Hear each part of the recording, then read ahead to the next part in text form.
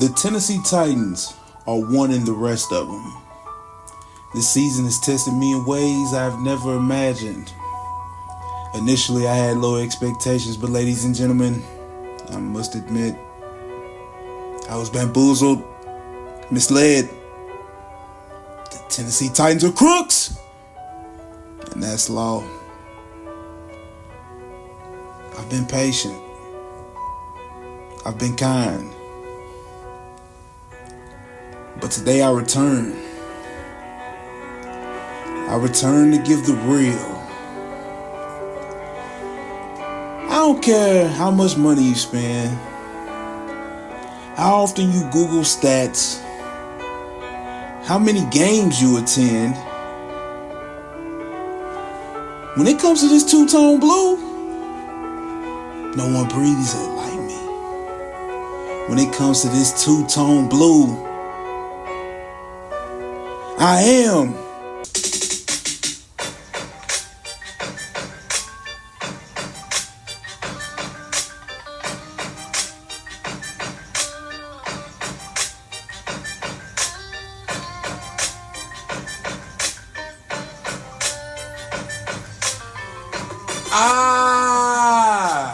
okay, let's go. One colossal opinion. Oh man, this feels good. I'm back. Thank you for tuning in. It's been a while. But it's been tough. It's been tough. I appreciate you for tuning in with me. It's been tough. Part of the reason this podcast came together, the idea of this, was for me to use this podcast to vent because of how bad the Titans were and how they would disappoint me, right? So it's been great exercise, great intervention. It's been amazing.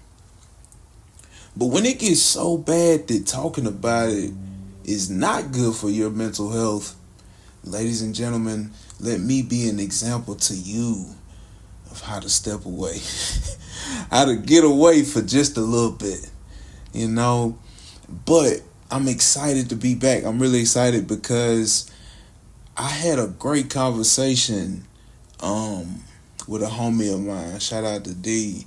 He knows I'm gonna talk about this, but he actually motivated me to get back on here to talk my stuff about the Titans. Okay,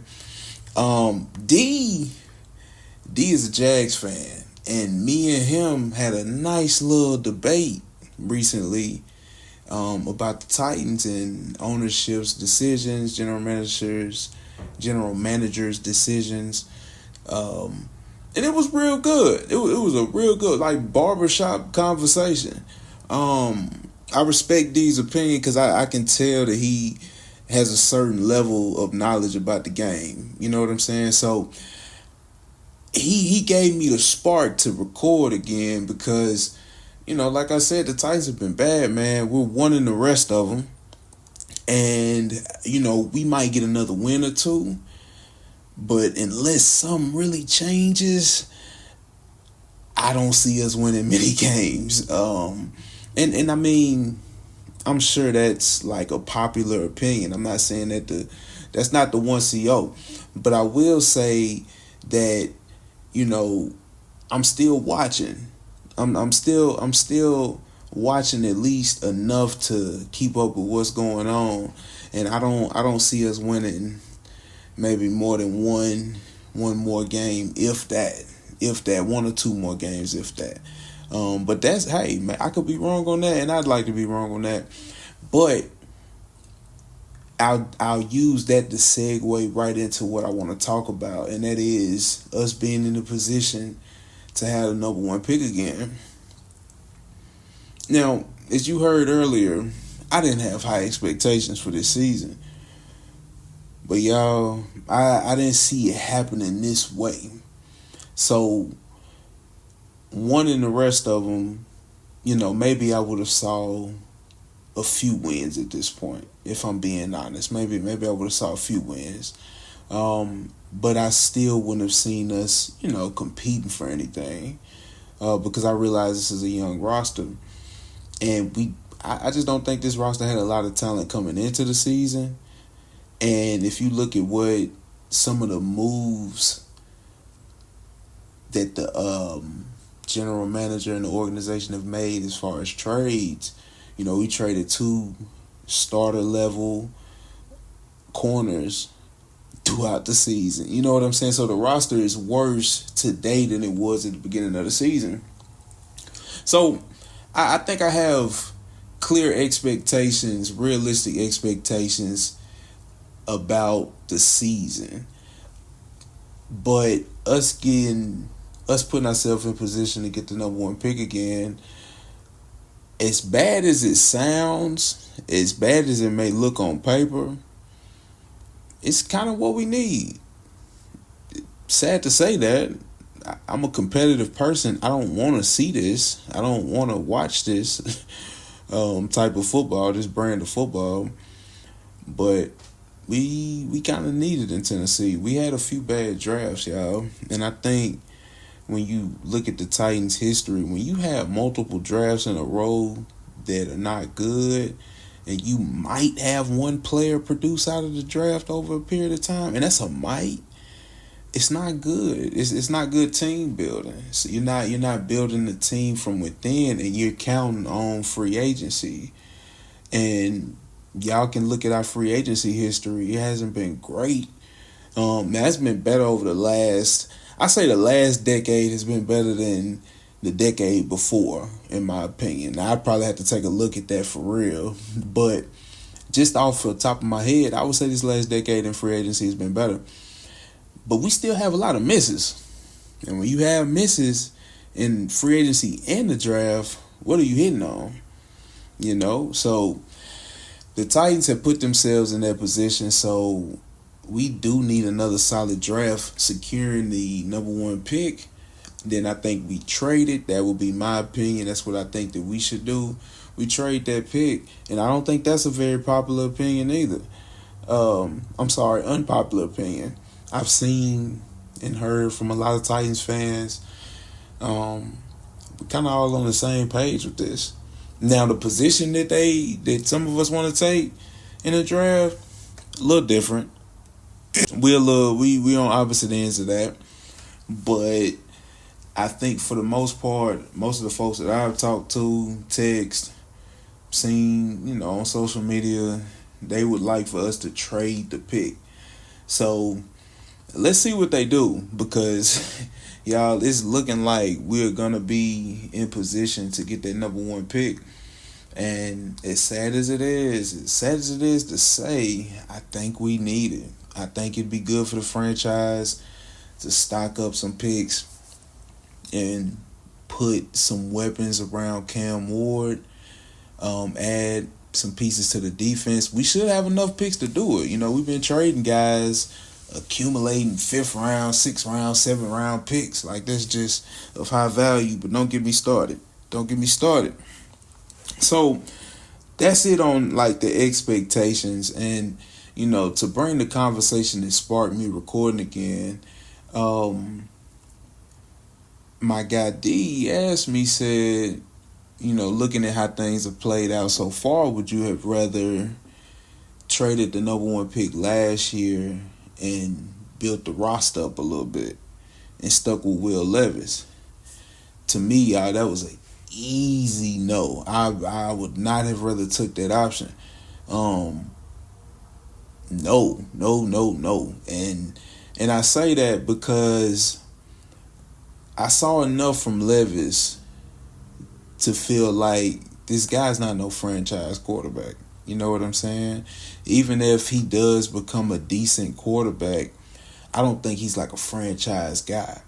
Some of the things and some of the bonehead plays that I saw from dude, I can't fathom him turning it around and leading the franchise to the promised land.